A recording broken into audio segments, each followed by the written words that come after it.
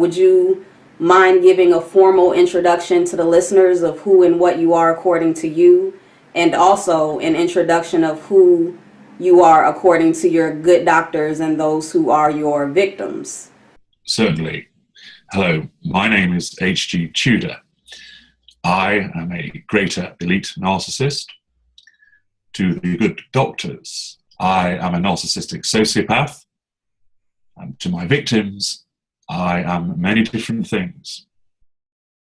I understand that everything that you do is about fuel and narcissistic supply. So what is a day in H.G. Tudor's world like, if you don't mind sharing that? Certainly. Well, you're absolutely right. It revolves around gaining fuel from the various appliances. I have an extensive fuel network. So I have a primary source, who's a girlfriend of mine, who I don't live with, although many of our kind have primary sources that we do live with. So in my day, it might be the case that if I have stayed at my girlfriend's or she has stayed at mine, the first dollop of fuel I may receive will come from her, in terms of her smiling at me when we wake up. I will then probably check one of my 4 phones for various messages, which will be of both a business nature, which will provide me with fuel in terms of people's reactions to things that I have done, be it good or bad. There will also be messages from other sources, such as friends, who are secondary sources. So, for example, if they are asking if I'd like to attend an event and are enthusiastic about me attending, that will provide me with fuel. It may well be that I have received messages from other women that I'm cultivating as additional sources that are flirtatious in nature. That will provide me with fuel. And then I will go through my day from showering and getting ready for work, having my breakfast, talking to my girlfriend, which will again provide me with fuel. It might be that I decide to provoke her in some way to upset her because she's in the devaluation period at present. So if she becomes hurt or annoyed by a cutting remark I might make about the fact that she's burnt the toast, then as a consequence I will gain fuel from her. I will then set off to work, and I may choose to drive. And on the drive in, I may pull up at some traffic lights and see somebody alongside me. I may smile at them and they may smile back. That will give me fuel. I may cut somebody up and their angry reaction will give me fuel. And so on and so forth it will go throughout the day with my colleagues that I interact with my clients, with my friends, with people that I meet in a bar for a drink after work, from the person that I talk to in the queue when I go out to buy a sandwich at lunchtime. Each and every interaction is an opportunity for me to draw fuel from all of those around me, be it a primary source, the girlfriend, secondary sources, which are friends, colleagues, and family, and tertiary sources, strangers, acquaintances, the person who works in the coffee shop, etc.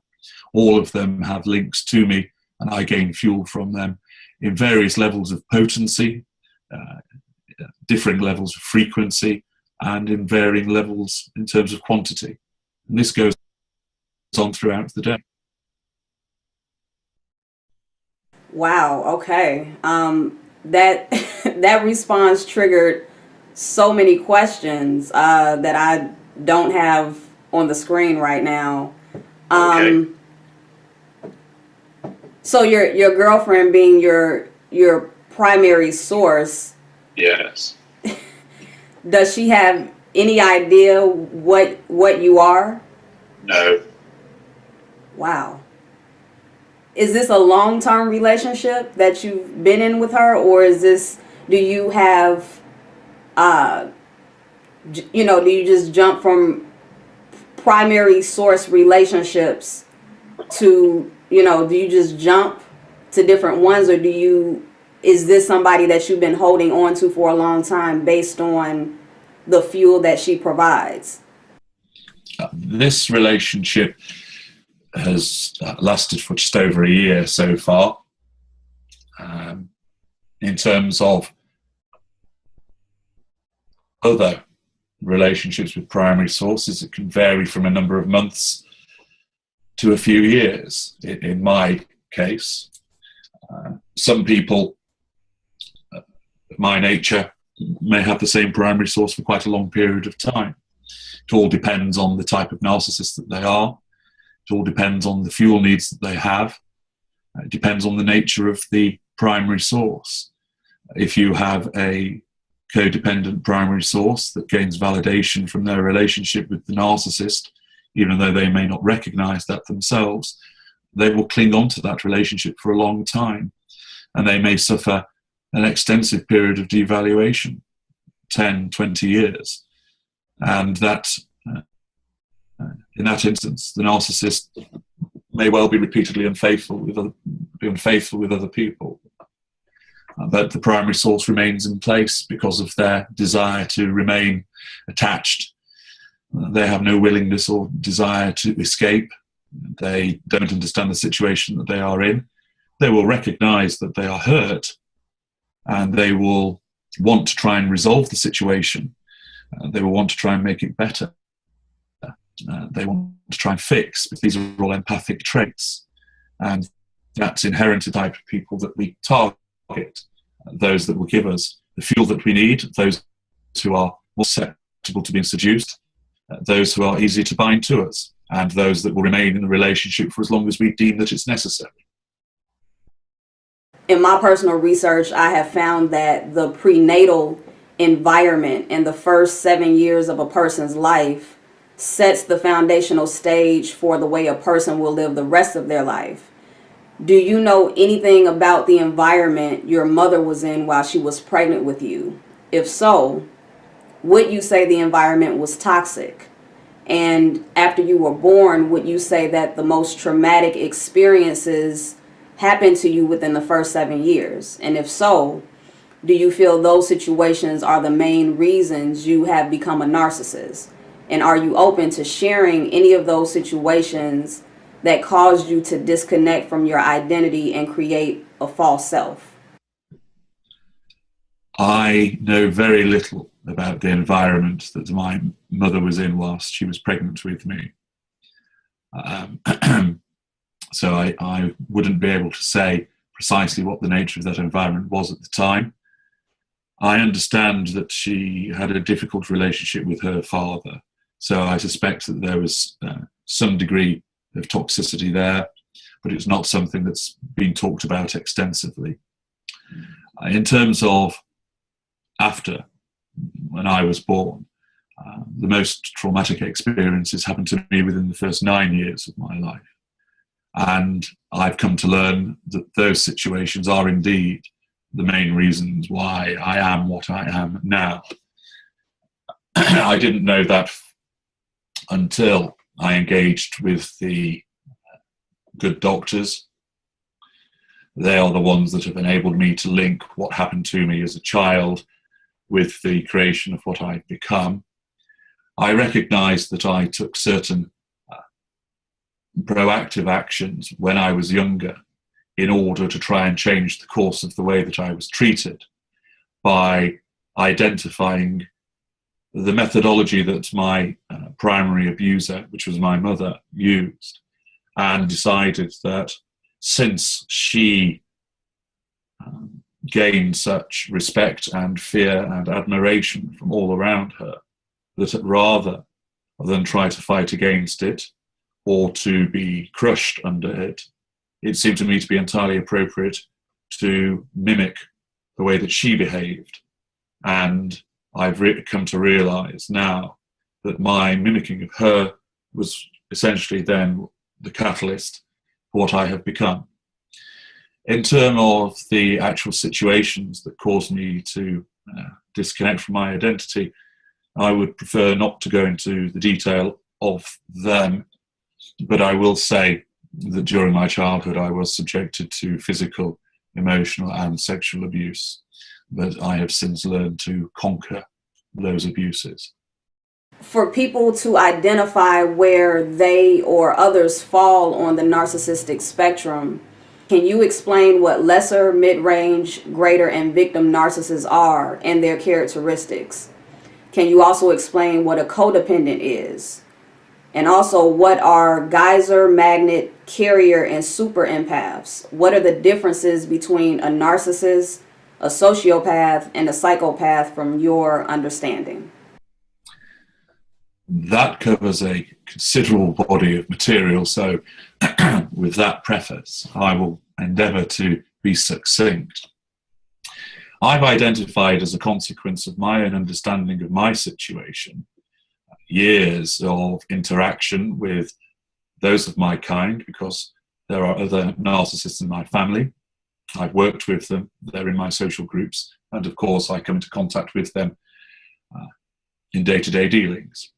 I have also ensured that I understand my victims inside out in order to become highly effective at what I do. And as a consequence of my natural intellect, these observations, and latterly the additional information I've received from the good doctors, this has enabled me to look at this narcissistic spectrum, whereby to the left you have the empathic group, which consists of codependents, the super empath, and the empath. So if we deal with codependent first, I detail this far more extensively in my book, Chained. Essentially, the codependent is somebody that gains validation in terms of their purpose and identity by binding themselves to a narcissist. My sister is one, and I observed that essentially the codependent starts off on a route to become one of my kind, but for some reason, and I'm not sure what it is, that pathway alters. So in order to deal with the situation that they find themselves in, which invariably is something linked to abuse or trauma, rather than taking, as I did, they defend themselves by giving. And the codependent essentially needs the umbrella of a narcissist in order to survive.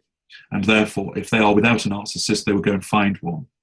They will not necessarily know that that individual is a narcissist, but rather they will feel that they are drawn to particular behaviours and traits which arise out of their own codependency issues. It's quite a complex situation, but in a nutshell, that's what it revolves around. A super empath is somebody who has significant empathic traits, but also narcissistic traits. And with those individuals, their empathic traits outweigh their narcissistic traits. So they are kind and they're honest and they're decent. They want to help people. They believe in the truth and they're love devotees, etc. However, there comes a point whereby if they are pushed and pushed and pushed, their empathic traits dim temporarily. They're not eroded, they're not switched off, but they're dimmed, which allows their narcissistic traits to come to the fore. And this is called the empathic supernova. And in effect, this is when this particular type of empath kicks ass and decides that the behavior they've been subjected to, again, they may not know that they're with a narcissist, they just recognize the behavior is wrong. And they say enough is enough, and they will fight back. And rather than try to please the narcissist or their abuser, rather than necessarily walk away, they will fight back in order to secure their freedom, to teach the abuser a lesson. And once achieved, they will then often leave the relevant narcissist, particularly if a lesser or a mid-range narcissist, abandoned, starved of fuel, and suffering a fuel crisis. So a super empath is a particularly attractive character to our kind, because on the one hand, he or she oozes with fuel. They're often quite successful people as well. So they have many traits that we would like to call as our own. They may, for example, be a professor or a sports person or successful in business or a good singer, know a lot about the world or travel extensively. And that's appealing to us because we like to steal the traits from our victims and pass them off as our own as part of creating our construct. They also will have considerable residual benefits. They are probably well off financially. They will have a large social group. They will have a house that we might want to move into, a car that they let us use, and so on and so forth. So a super empath has many attracting factors, But there is a risk that a less evolved and sophisticated narcissist could well find his or her fingers burnt, because the super empath at a point will say enough is enough, go supernova and escape the narcissist. An empath is essentially somebody with empathic traits and very few narcissistic traits. They, again, believe in honesty and decency. They wish to seek the truth. They are love devotees and have a whole range of empathic traits. And as a consequence of this, this means that they provide us with excellent fuel. So all of those in the empathic group, codependent, super empaths, and empaths, have empathic traits, provide us with fuel, but the manner of their dynamic with us will vary. Now, you mentioned carrier and magnet. They are layers to the various types of empath. So you have, with the magnet empath, is somebody who is highly charismatic, turns heads, causes people to be very much attracted to them, enters a room and everybody notices, but not in a narcissistic manner, but in a way whereby they will reach out to somebody and by the way that they touch them on their arm, they make people feel special. And they do it because they want to do it for other people rather than purely for themselves, which is what we would do. A carrier empath is like a tank. This individual, very practical, has considerable reserves of moral strength and character, can absorb a lot of abuse, always looks for solutions to problems, is ready to help out, ready to roll up their sleeves and wade in order to resolve problems for people, and will keep going and going and going until a sudden point of collapse. So whilst you have your schools of empath, which are codependent, super empath, and empath, you then have these layers on top, which are applicable to all of the schools, which are, if you like, particular flavors, which we recognize in terms of, for example, a carrier empath may suit a particular type of narcissist because this person is extremely practical and caring, whereas a magnet empath may appeal to, say, a greater narcissist who wants to be seen with somebody who is extremely socially engaging and charismatic. Turning to the other end of the spectrum, you then have the narcissistic group. And these are the individuals which have many and strong narcissistic traits and no empathy. So you have the lesser, the mid-range, and the greater. And again, there's a huge body of work that I've written about with regard to these schools. But essentially, the lesser is an individual of a lower cognitive function, tends to use physical violence as a method of manipulation, is often unsuccessful in endeavours with employment, but not necessarily so, tends to have a very low control threshold on his fury, and therefore, when wounded by criticism, erupts, and often with heated fury, which means shouting, violence, breaking things. The mid-range narcissist is passive-aggressive in nature. His or her hallmark is the extensive use of silent treatments, cold shoulders, suddenly vanishing. They like to engage in pity plays and involving other people to do their dirty work for them. They have a reasonable degree of control over their fury, but it's not great. So when pushed, they will erupt. It tends to be cold fury, silent treatments, etc. They have a degree of charm and some calculation. Both lesser and mid-range narcissists do not know what they are. They do not understand what they are. They have no awareness, nor will they ever have any awareness.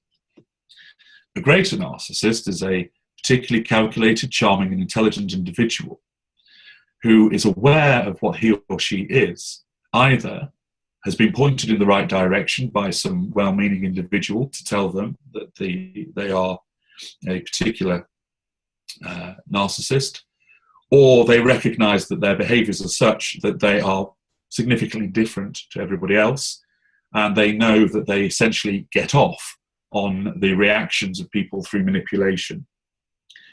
Now, in terms of sociopath and psychopath, they fall into the greater category.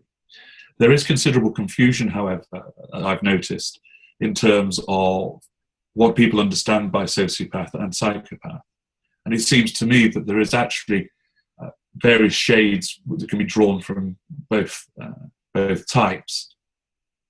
Generally speaking, I've come to understand that a psychopath is somebody who is essentially born that way and does not know the difference between right and wrong, whereas a sociopath has been created by environment and does understand the difference between right and wrong, but doesn't care. I think both of those are fairly rudimentary descriptions, and I think, as with much in this world, there are varying degrees and shades that are applicable to them. It's interesting because I've been diagnosed as a narcissistic sociopath, which seems to accord as a consequence of the upbringing that I had. But I know from discussions with other people that they consider that I might be better described as a psychopath.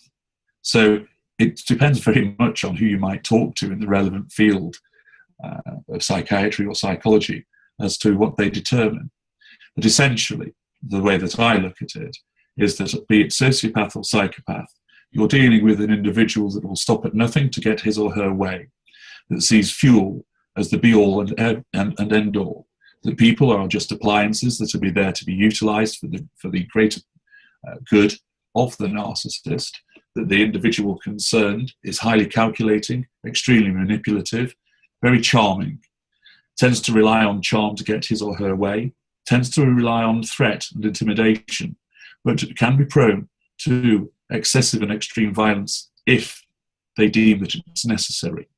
A lot of graders are very aware of the facade that they've created and how ensuring that they control their fury in appropriate circumstances is entirely appropriate to avoid damaging the facade.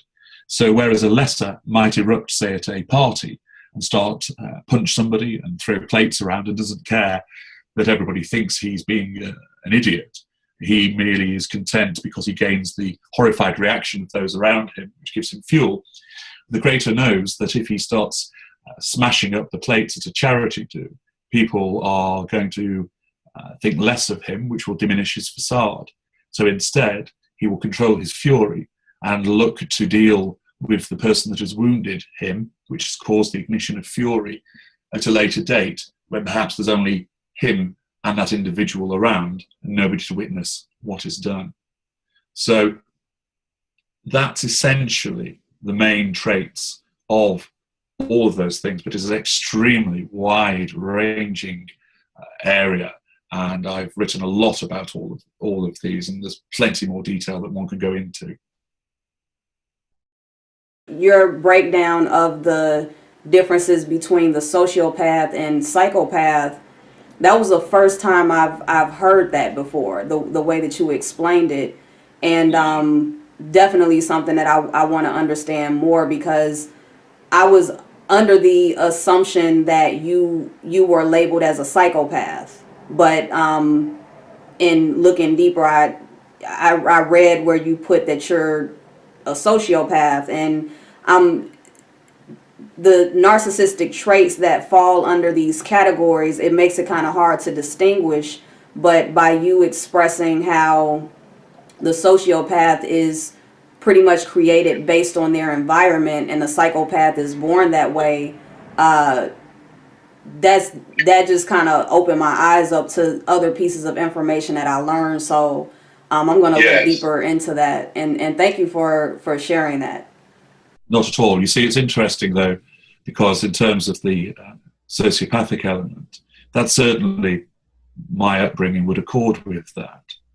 But I've been told by other people in the field that the way that I function in terms of being highly calculating and exerting control is not necessarily typical of sociopaths, because they tend to be a little bit more haphazard at times, furtive and anxious. I don't suffer from anxiety. I become restless if my fuel levels drop. But as with everything, I think it's a case of that we like to put labels on things to assist understanding. And you're always going to get individuals, be it on my side of the fence or on the empathic side, that will not fit neatly into a category, and you can draw elements from different parts in order to describe somebody. So you might find somebody that's on the cusp of a particular school or cadre of narcissist. So there are those distinctions. And that's why I have categorized in terms of lesser, mid-range, and greater, as a consequence of, that's purely my categorization. And I emphasize, I'm not a psychologist. I have no training or academic background in that regard. My academic background is in a completely different direction. But why I've done it in that way is to enable people to understand more readily the correct way of assessing the person that they are with for the purposes of understanding how they will behave and why they behave, by putting it in terms which are effectively communicated. Because I think at times there is a risk that if we go into the realms of the scientific, which is entirely appropriate for the practitioners which are trained in that regard, but for everybody else who's outside of that, esoteric terms can often be quite unhelpful. And when people are directed to more formal texts to determine is somebody a narcissist, they may read what they see there and think, but how does that link into what I've been experiencing, what I've been attempting to do? Because of my perspective of being a greater narcissist, is to say to people, this is how I think. I also know how others of my kind think because they're in my family, and I've grown up around them, and some of them are friends and colleagues. So I can tell you how we behave, what we think, and what we will do. But I will tell you in a way that is easy for you to understand than having to digest purely scientific terms.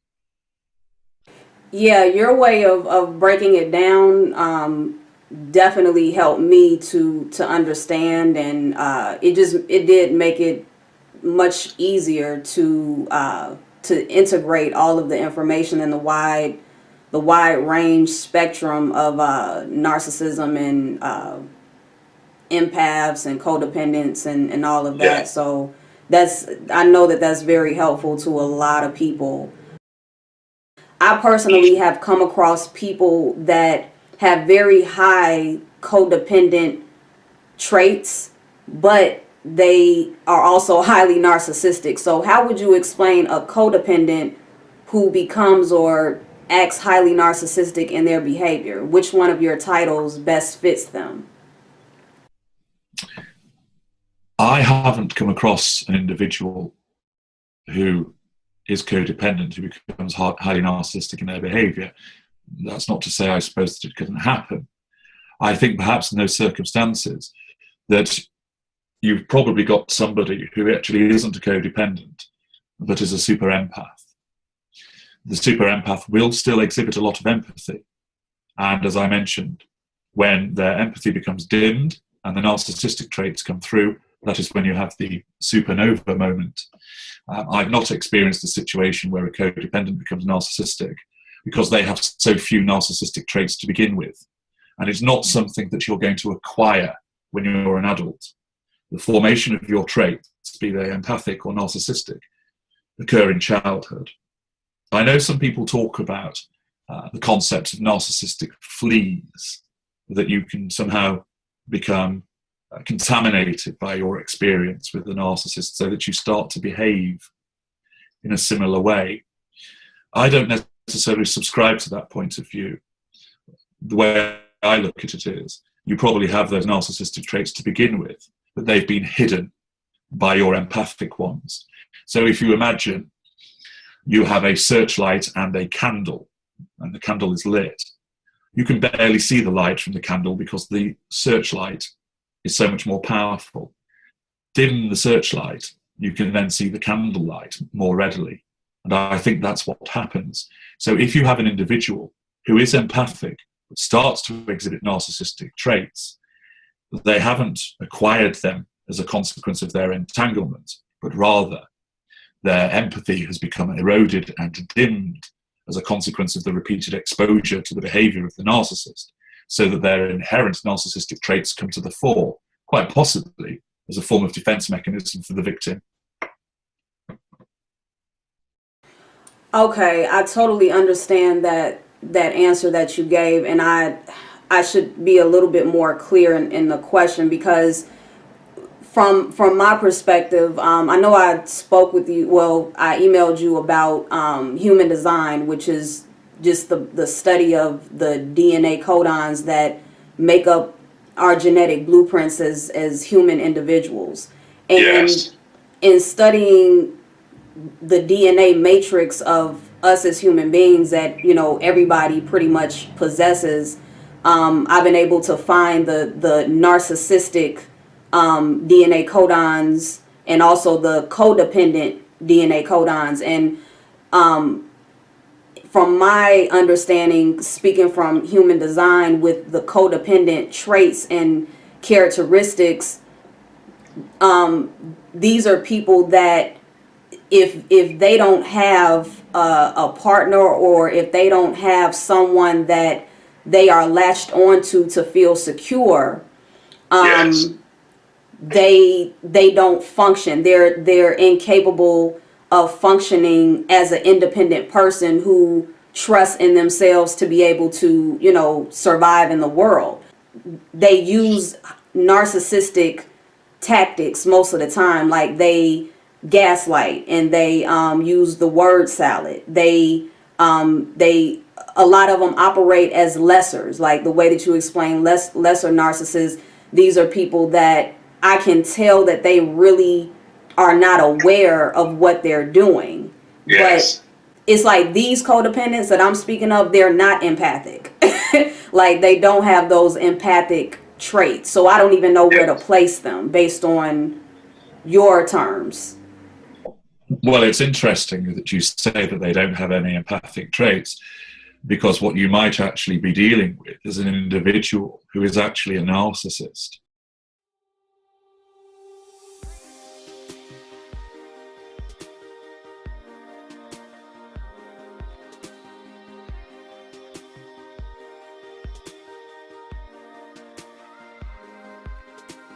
If you or someone you know may be interested in learning more about human design and the realm of narcissism, I have developed a new service that you may find helpful.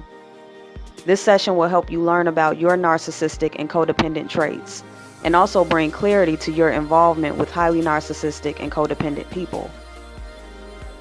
Through bringing awareness to these aspects of your individual uniqueness, it can assist you in finding a healthy position on the spectrum of narcissism. To learn more, please visit www.freeyourmindtoshine.com.